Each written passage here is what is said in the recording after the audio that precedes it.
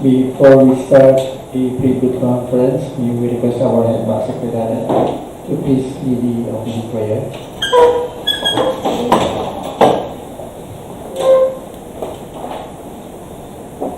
Dami po natin ang presensya ng ating Panginoon sa ngalan ng Ama, ng Espiritu Santo. Amen. Panginoon, maraming salamat po muli sa patuloy niyong pagbibigay sa amin ng lakas ng katawan, sa patuloy niyong pagbibigay sa amin ng malinis na puso at malinis na kaisipan.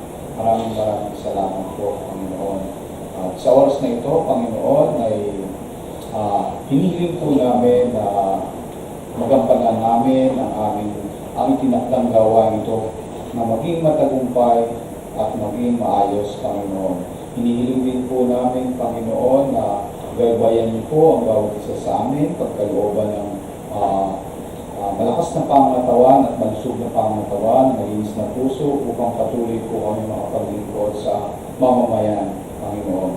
Hinihiling din po namin, Panginoon, ang patuloy ng pagbabay at patuloy ang pagkakaloob ng awa sa bawat isa sa amin, Panginoon, upang mapatuloyan namin ang gawa nito.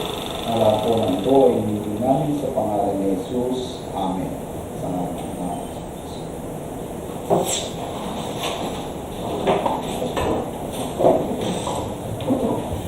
Good morning, everyone. Good morning. And to all the viewers watching the pre-bid conference of DPW's Palawan 2nd DO. The Bids and Awards Committee back meeting for today, October 19, 2023, is now called to order. May we request our head back secretariat, Engineer Arnel Portales, to please read the rules of attendance and the agenda of pre-bid conference. Okay. Good morning, everyone. Good morning. Good morning po sa ating mga viewers sa ating YouTube channel para sa pre-bid conference na ito. As I call your name, please acknowledge.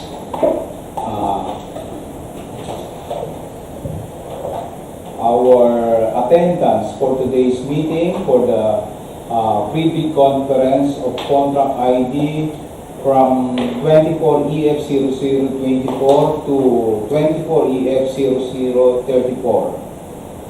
Today, October 19, 2023. Sir Eugenio Arcaton, back Chairman. Present.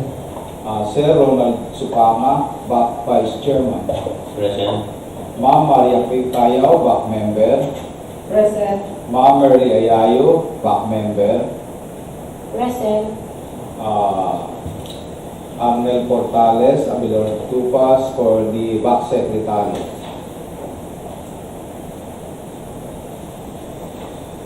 Our agenda of pre-bid conference today, October 19, for the 11 projects for contract ID number 24EF0024 to 24EF0034.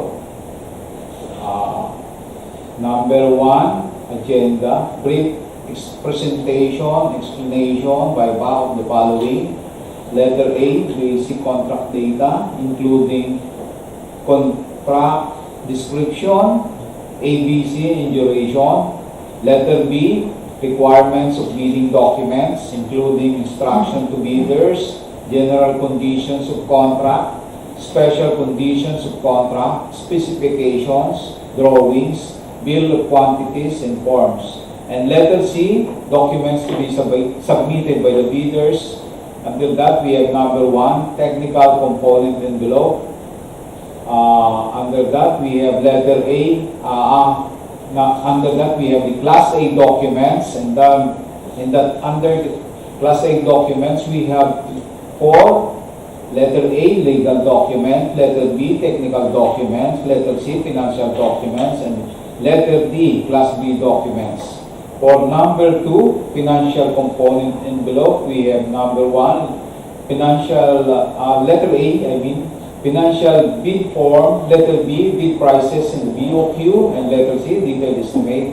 And letter D, cash flow by quarter. For the letter D, we have the criteria and procedure for eligibility check, preliminary examination of bids, detailed evaluation of bids, post-qualification, and award.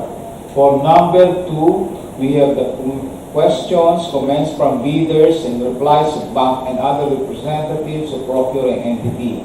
And number 3, summary of proceedings, including supplemental bid bulletins to be issued, and number 4, other matters.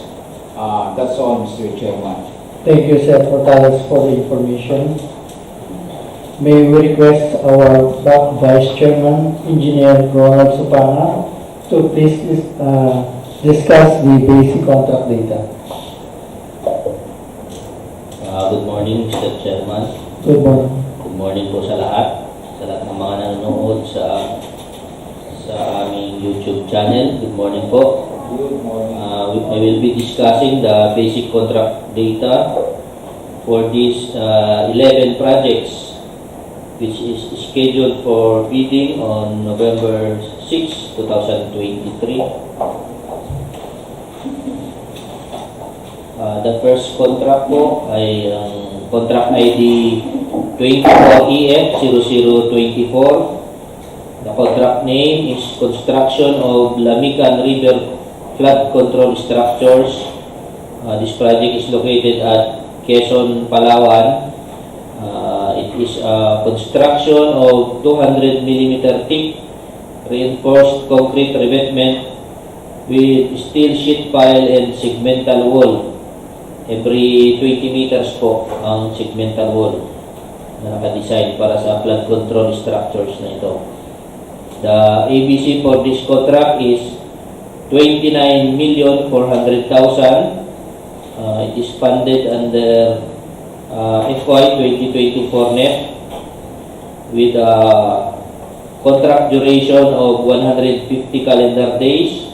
The cost of bidding documents for this contract is 25,000, and the pickup license requirement is small b. Next contract, contract ID 24EF0025. Contract name, Construction of Bono-bono River Flood Control Structures. The contract location is at Bataraza, Palawan.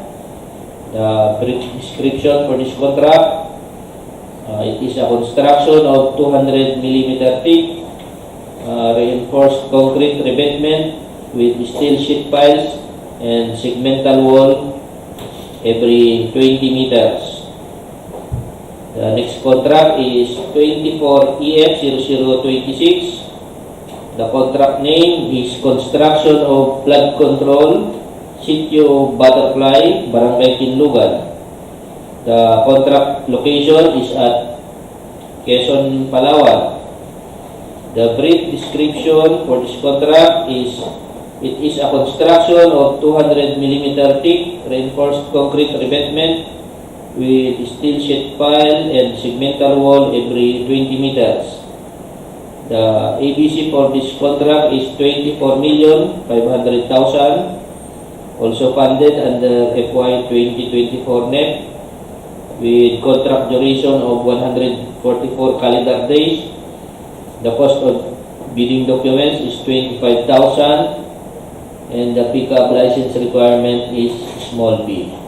So itong naunang tatlong contract po ay panay flood control structures. Pare-pareho sila ng scope of works.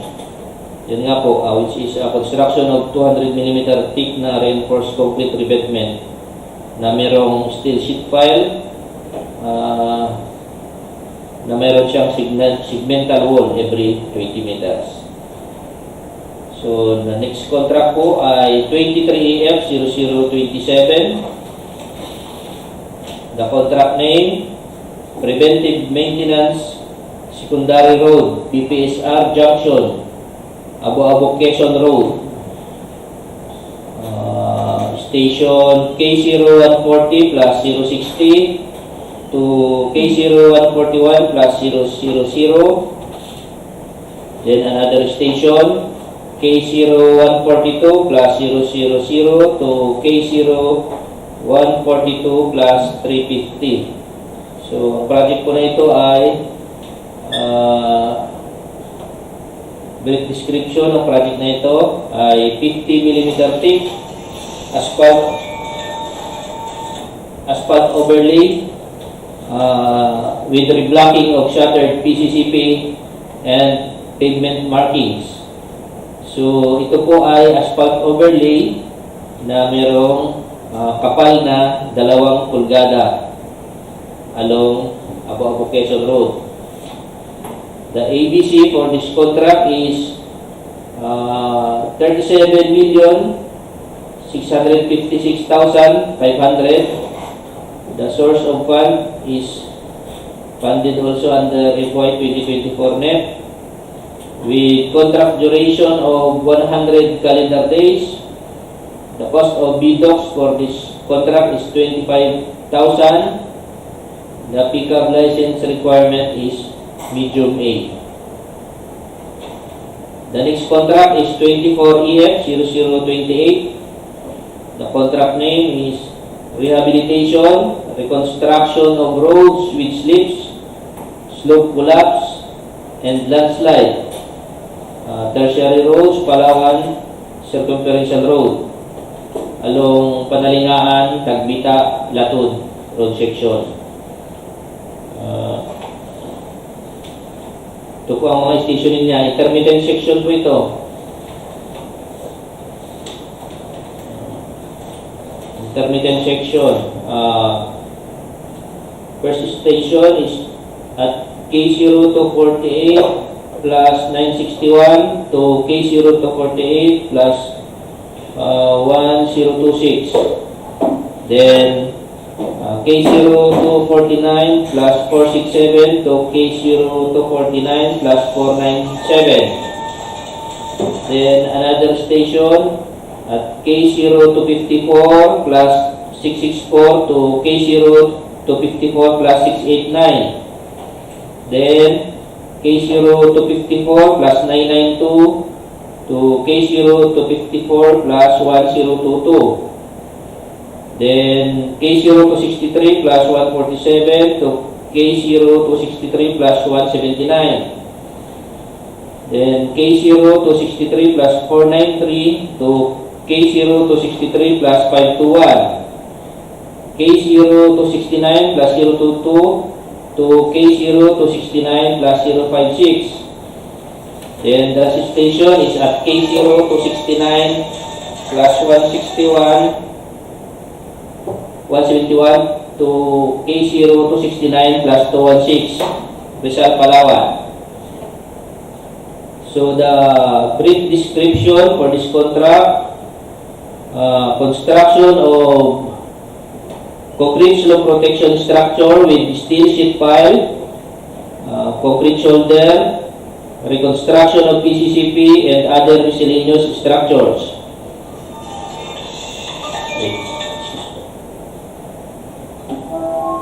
The ABC for this contract is 48,706,000. The source of fund is also under FY 2024 NEP. The contract duration is 286 calendar days. Cost of BDOCs 25,000. Pickup license requirement is medium A. The next contract is 24EF0029. The contract name is Rehabilitation, Reconstruction of roads with slips, slope collapse, and landslide. Secondary roads, Puerto Princesa South Road. K0135 plus 640 to K0135 plus 740. Then another station, K0137 plus 903 to K0138 plus 012. Next station is K0140 plus 170 to K0140 plus 260, and the last station is K0140 plus 835 to K0140 plus 940. The contract location is at Sopronio, Española, Palawan. The brief description for this contract, it is a construction of reinforced concrete slope protection with sheet piles, including reblocking of PCCP and other miscellaneous structures. The ABC for this contract is 37,632,000. The source of fund is also under FY 2024 NEP with contract durations of 350 calendar days. Cost of bidding documents is 25,000 and the pickup license requirement is medium A. The next contract is contract ID 24EF0030. The contract name, Construction Improvement of Access Roads leading to Punang Christian Muslim Native Road connecting Barangay Road of Punang in support of oil palm industry. The contract location is at Sopronio, Española, Palawan. The brief description for the contract is it is a road concreting with 6.7 meters width, 280 millimeters thick, Portland cement concrete pavement, including drainage and miscellaneous structures. The ABC for this contract is 14,700,000. The source of fund is under FY 2024 NEP. The contract duration is 85 calendar days. The cost of bid docs is 25,000 and the pickup license requirement is small b. The next contract is 24EF0031. The contract name is Rehabilitation, Reconstruction of Roads with Slips, Slope Collapse, and Landslide. Secondary roads, Quezon, Aramaywan Road. Intermittent din po ito, may dalawa siyang station.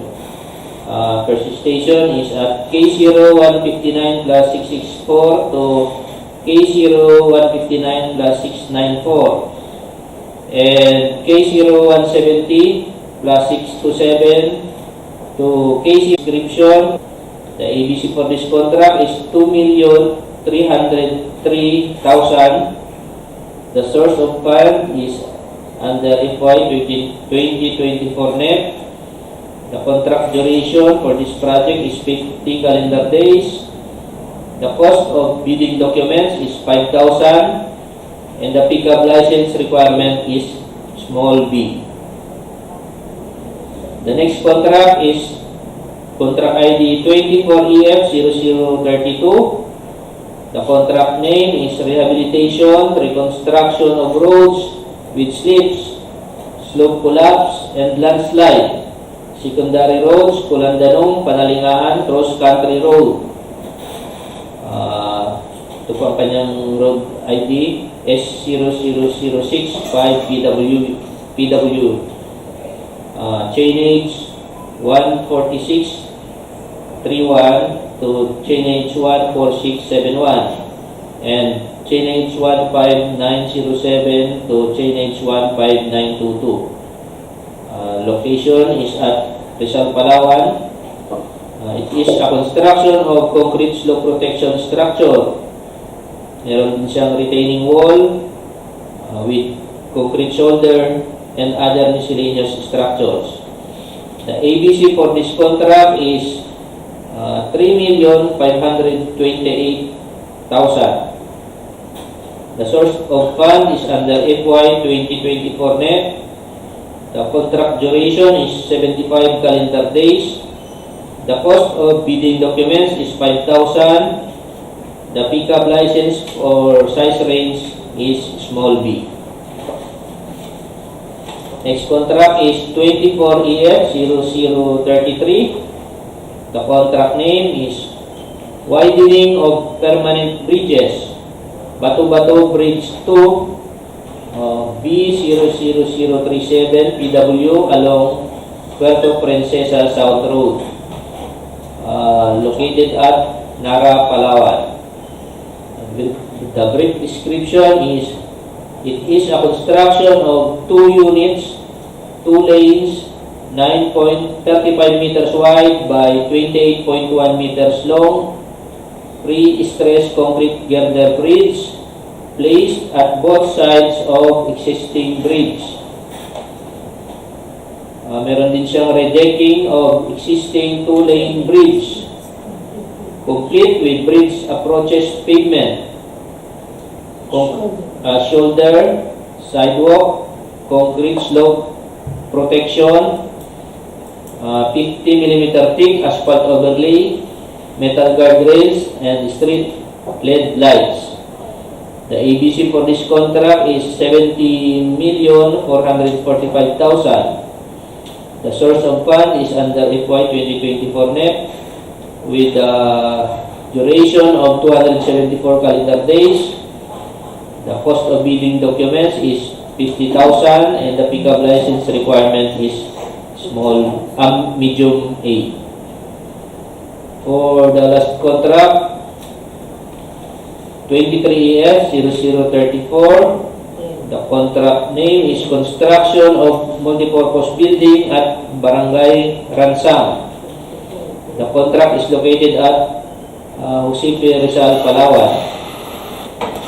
The brief description for this contract, it is a construction of 10 meters by 20 meters, 2-story building with 3 meters by 5 meters in transports.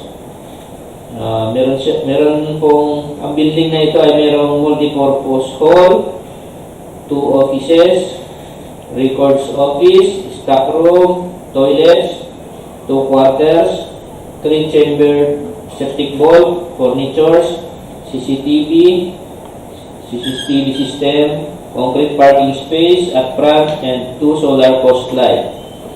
The ABC for this contract is 9,900,000. The source of fund is FY 2024 NEP. The contract duration is 150 calendar days. The cost of bid docs is 10,000 and the pickup license requirement is small b.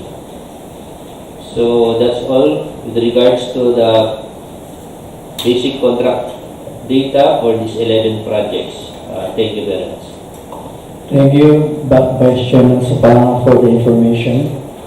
May we request BAC member, Madam Engineer Maria Fecayo, to please discuss the requirements of bidding documents, including the criteria and procedure for eligibility check, preliminary examination of bids, detailed evaluation bids, post-qualification, and award.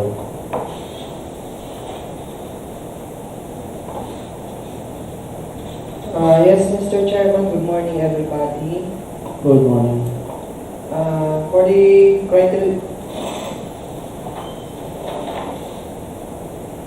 instruction to requirements of the bidding documents, it's including instruction to bidders, general conditions of contract, special conditions of contract specifications, drawing, bill of quantities, and forms. For the instruction to bidders, the bidders must submit their technical and financial component sealed envelope into one big envelope. All interested bidders may acquire a complete set of bidding documents at Procurement Unit Office, Back Building, DPWH Palawan 2nd PEO, Nara, Palawan, upon payment of applicable fee for bidding documents pursuant to the latest guidelines issued by the GPPB, with the amount stated by Vice Chairman Engineer Roland Supanga in the basic contract data, or it may be also downloaded free of charge from DPWH's website, www.dpwh.gov.ph, and from Philippine Procurement System or the PhilJEP's website, www.philjeps.gov.ph, provided that the bidder shall pay the applicable fee for bidding documents not later than submission bids. Bid submission may be done manually or electronically online. However, bids should only select one mode of submission, either manual or electronic. Similar to manual submission, the guidelines for preparation and submission of electronic bid are contained in the bidding documents. Bids must be received by the Bank Secretariat through the DPWH building second floor, back room, Nara, Palawan for manual submission, or at electronic bids, Palawan 2 at dpwh.gov.ph for electronic submission. All bids must be accompanied by bid security in any of the acceptable forms and in the amount stated in ITB Clause 16. Bid opening shall be on November 6, 2023, 10 a.m. at DPWH building second floor, back room, Nara, Palawan. Bids shall be opened in the presence of the bidders' representatives who choose to attend the activity. Late bids shall not be. For the general conditions of the contract or the GCC, the purpose is to provide standard terms and provisions of the contract applicable in all contracts in general, without detailed information and data specific to the contract at hand. The GCC shall define the contractual requirements and obligations of both the procuring entity and the contractor at hand. For the application of the procuring entity, resignation, in accordance with ITB Clause 10.3 and specified in the bidding data sheet to carry out the supervision of works. The procuring entity shall approve any proposed replacement of paid personnel only if the relevant qualifications and abilities are equal to or better than those of the personnel listed in the schedule. Number 3, posting of performance security. This shall guarantee contractor's performance of its contract obligations up to the certificate of acceptance after the defects liability period and upon submission of the required warranty security if acceptable. The performance security shall also guarantee the recoupment of any advance payment. It must be posted in favor of the procuring entity and shall be forfeited in the latter's favor if it is established that the winning bidder is in default in any of its obligations under the contract. The GCC shall remain unchanged. Hindi ito nagbabago, kaya meron tayo po special conditions of the contract. The purpose of this is to provide contract-specific information in relation to the corresponding clauses in the general conditions of the contract.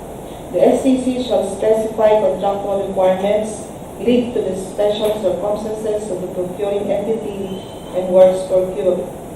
Some contents of the ECC are the intended completion and start date, required description of works, type of structures and warranty period, amount and schedule of advance payment. Contractors' key personnel equipment requirements are stated in the bid data sheets.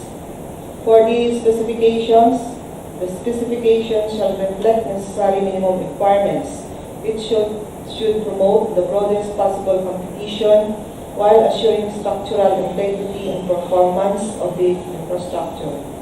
For DPWH contracts, DPWH standard specifications for public works and highways. Ito yung ating blue book. It shall be the basic standards to be met by the materials and works to be performed. So yung ating project ay roads and at saka meron din tayong flood control and drainage, kaya for volume 2 meron tayo for highways and bridges, and for volume 3 meron tayong flood control and drainage. Standard pay items, the PCNA is used. Modifications in DPWH standard specifications shall be the special provisions of the contract at hand. For drawings, this is our plan. It varies with the type and nature of contract and works involved. It represents in accordance with accepted national and international standards and practices for infrastructure contracts based on detailed engineering. It's form part of design outputs. Consists of layouts, plans, profiles, elevation, sections, site location, and perspective in sufficient detailing and scale complemented by specs to enable the bidder or the contractor to gain clear, accurate presentation of the required works. It is also a reference or guide in the implementation of the project. For the bill of quantities or the BOQ, the purpose is to provide sufficient information on the quantities of works to be performed under contract at hand, to enable the bidder to prepare bids efficiently and accurately. Yung BOQ po natin ay may 6 columns. Columns 1 to 4 is to be filled up by the procuring entity, and columns 5 to 6 is to be filled up by the bidder. The bidder shall not change the entries under pay item, which is in column 1, description in column 2, unit in column 3, and quantity in column 4, which are set by the procuring entity for each item in the BOQ. The bidder shall indicate its unit bid price in words and in figures in column 5, and its total bid price in column 6. Kailangan magkatugma po ang iyong words and in figures. The TWG will check your submitted BOQ and posted BOQ. Any discrepancy in your submitted BOQ is modification of bidding documents, and it is patently insufficient. Lagi rin po kayo mag-update ng posting sa PPSR. Baka meron po tayong bid bulletin at may pagbabago sa previous posting. For the forms, lahat ng ating forms ay standard and updated. At lahat ng ating requirements ng bidding documents na ito ay nakapost sa field tips and DPWA's website na pwede niyo po i-download for free. For next topic is the criteria and procedure for the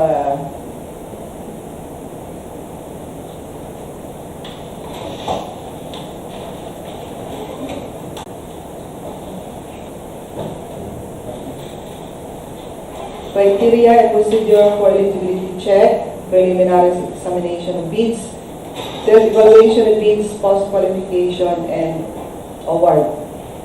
For the eligibility check, meron po tayong manual checking and electronic checking.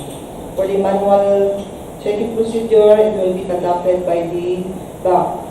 The criteria is the non-discretionary pass-fail criteria or presence and absence of required documents. Any missing or expired documents means ineligible. For the procedure, the Bids and Awards Committee will check manually the submitted legal financial documents in the first envelope, such as the requirements for technical envelope. The legal documents such as field tips, certificate of registration, SEC, DTI, or CDL registration, mayor's or business permit, and tax clearance for executive order number 398 series of 2005. Financial documents such as audited financial statement and computation of the net financial contracting capacity or the NFCC. Missing or expired documents means failed or ineligible in the manual eligibility check. For the electronic checking of eligibility, the criteria is the validity of all submitted documents, legal and financial at CWA. The procedure is the Bids and Awards Committee will submit the list of bidders who submitted their bids to CWA. The Civil Works Administrator will check the bidders' eligibility electronically using the system, the contractor's profile eligibility process, or the CPEP. The bank will receive the copy of the result of electronic eligibility check. Legal eligibility documents should be updated in the CWA. Expired documents means failed or ineligible. For the preliminary examination of bids, the first envelope is the technical documents.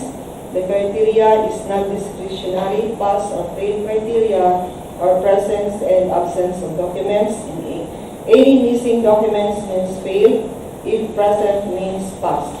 For the procedure, the Bids and Awards Committee shall open the first envelope to determine the bidder's compliance for eligibility, technical and financial documents required as prescribed in IRR of RA 9184. The BAC shall check the submitted documents of each bidder against checklist to ascertain that they are present, using the non-discretionary criterion as stated in the instruction to bidders.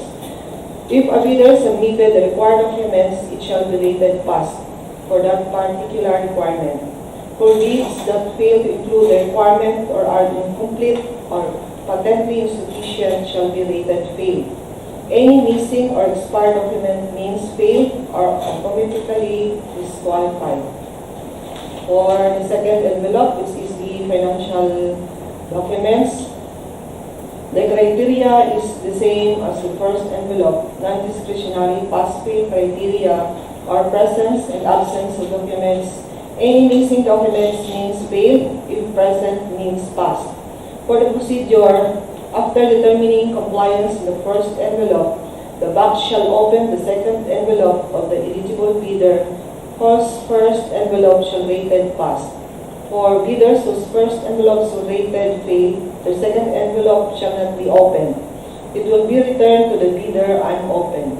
In case any of the requirements in the second envelope is missing, incomplete or patently insufficient, and or if the submitted total bid price exceeds ABC shall be rated fail. Only bids that contain all bid requirements of both components shall be rated passed. The item above is in the opening and preliminary stage. For detailed evaluation of bids conducted by the TWG for bids open, waived, and rated passed, ito yung mga nabuksan ng bids. The purpose is to determine the lowest calculated bid or the LCB. The TWG will establish correct calculated bid prices. The TWG will rank calculated total bid price from lowest to highest. The criteria is the completeness of bid. All blanks in the bid forms were properly filled up. For the procedure, the BAC TWG will check all the required items in bidding documents, which includes the following: unit price of cost or cost of item, WOQ column 5 and 6. Placing no price or column that fills up. No amount offered or failed to place a price or for these items of work is considered as non-responsive. While specifying zero or thus amount of zero is or the said items of work is offered for free or it may be responsive. Minor arithmetical corrections in these discrepancies between bid price and figures versus bid price in words will prevail. Total price per item versus total prices of component items. The total sum of prices of component items will prevail. Unit cost in the detailed estimate versus unit cost in the bill of quantities. The unit cost in the bill of quantities will prevail. All of these items will be considered by the TWG during detailed evaluation stage. For the cost qualification, to determine whether the bidder with the lowest calculated bid complies with and is responsible for all the requirements and conditions of eligibility of the bidding of the contract to be declared the lowest calculated responsive bid. For the criteria, the validity of the submitted documents, including availability of status of required major equipments. The procedure during the post-qualification, the BAC shall determine the bidder's compliance through verification and validation of the bidder's stated competence and experience, including the declared single largest completed contract or the LCC, similar to the contract being procured. The verification of the competence and experience of the bidder's key personnel will be assigned to the contract as against the minimum requirements under the bid data sheet. If the proposed key personnel is an employee of the bidder and working in another contract or project at the time of the bidding, the bidder shall submit a certification that the personnel will be pulled out from the ongoing project once the bidder is awarded the contract. He or or will be replaced with another person with equal or better qualifications are certified by the head of the implementing office pursuant to the Department Order Number 9, Series 2012. The proposed key personnel and replacement must be named in the bidding document. Number 3 is the verification of availability of equipment and or inspection and testing of the required capacities and operating conditions of major equipment units to be owned, leased, under purchase by the bidder for use in the contract under bidding. And checking of the performance of the bidder in its ongoing government and private contracts.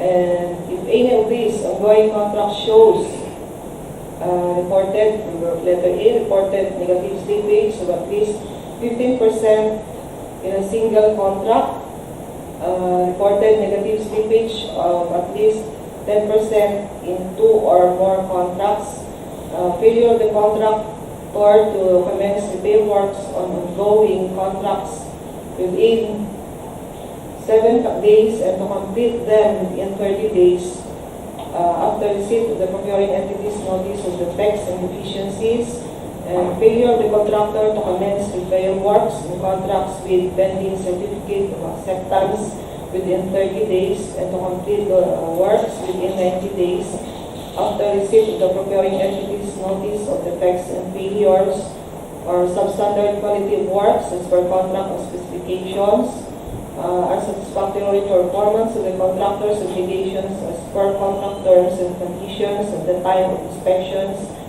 and last is the liquidated damages currently imposed to the contractor. This will be the basis for the post-disqualification of the contractor. The results of the contractor's performance evaluation system should be considered when the concerned back in determining the responsiveness of the contractor's bid before the award of the contract will take place as stated in Item 12.5 Annex E of the 2016 revised IRR RA 9184. For the legal documents, the authenticity and validity of licenses, permits, certificates, and agreements submitted. For the award, after the post-qualification, if the back found that the bidder complies all the requirements prescribed in IRR RA 9184, the back shall recommend to the whole the award of contract to the lowest calculated responsive bid. The winning bidder will receive the notice of award from the head of the procuring entity. That's all, Mr. Chairman, for my topic on the requirements of bidding documents, the criteria and procedure for eligibility check, preliminary examination of bids, the bill evaluation of bids, loss qualification, and award. Thank you, Madam Engineer Kayaw. Well spoken, well done.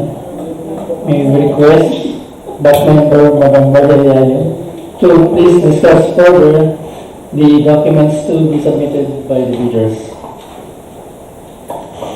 Okay, thank you, Mr. Chairman. Good morning, everyone. Good morning. So here are the documents to be submitted by the participating bidders for these 11 projects. Start from 24 EF0024 to 24 EF0034. So for technical component or for technical envelope, we have 2 classification of documents to be submitted. That is the Class A documents and Class B documents if applicable. So under Class A documents, meron po tayong 3 pang types of documents to be submitted. And that is legal documents, technical documents, and the financial documents. So what are those documents? Under legal documents, ito po ang dapat na isubmit. Number 1, valid PhilJIPS registration certificate, platinum membership complete and 3 pages. Number 2, registration certificate from Securities and Exchange Commission, SEC, Department of Trade and Industry, DTI, for sole proprietorship, or Cooperative Development Authority, CDA, for cooperatives or its equivalent document. Also include the General Information Sheet for corporation. And number 3, mayors or business permit issued by the city or municipality where the principal place of business of the prospective bidder is located, or the equivalent document for exclusive economic zones or areas. And number 4, tax clearance per Executive Order number 398, series of 2005, as finally reviewed and approved by the Bureau of Internal Revenue. So for technical documents, ito naman po ang dapat na isubmit. Number 1, statement of the prospective bidder of all its ongoing government and private contracts, including contracts awarded but not yet started, if any, whether similar or not similar in nature, and complexity to the contract to be bid. Number 2, statement of the bidder's single largest completed contract, SLCC, similar to the contract to be bid, except under conditions approved under the rules. Number 3, Philippine Contractors Accreditation Board, or PICAB license, or special PICAB license in case of joint ventures, and registration for the type and cost of the contract to be bid. And number 4, original copy of bid security. If in the form of a surety bond, submit also a certification issued by the Insurance Commission, or original copy of notarized bid securing declaration. Number 5, project requirements, which shall include the following: organizational chart for the contract to be bid, list of contractors' key personnel, including project manager, project engineers, materials engineers, and foremen, to be assigned to the contract to be bid with their complete qualification and experience data. List of contractors' major equipment units, which are owned, leased, and or under purchase agreements, supported by proof of ownership or certification of availability of equipment from the equipment lessor or vendor for the duration of the project, as the case may be. And also include the list of materials testing equipment, apparatus, or certification from technical working group as a proof po na ang inyong material testing equipment, apparatus ay complete at na-inspect na po ng technical working group. And then number 6, original duly signed omnibus statement, and if applicable, original notarized secretary's certificate in case of a corporation, partnership, or cooperative, or original special power of attorney of all members of the joint venture, giving full power and authority to its officer to sign the omnibus statement and do acts to represent the bidder. For financial documents, number 1, the prospective bidder's audited financial statements showing, among others, the prospective bidder's total and current assets and liabilities, stamped, received by the BIR or its duly accredited and authorized institutions for the preceding calendar year, which should not be earlier than 2 years from the date of bid submission. And number 2, the prospective bidders' computation of net financial contracting capacity, NFCC.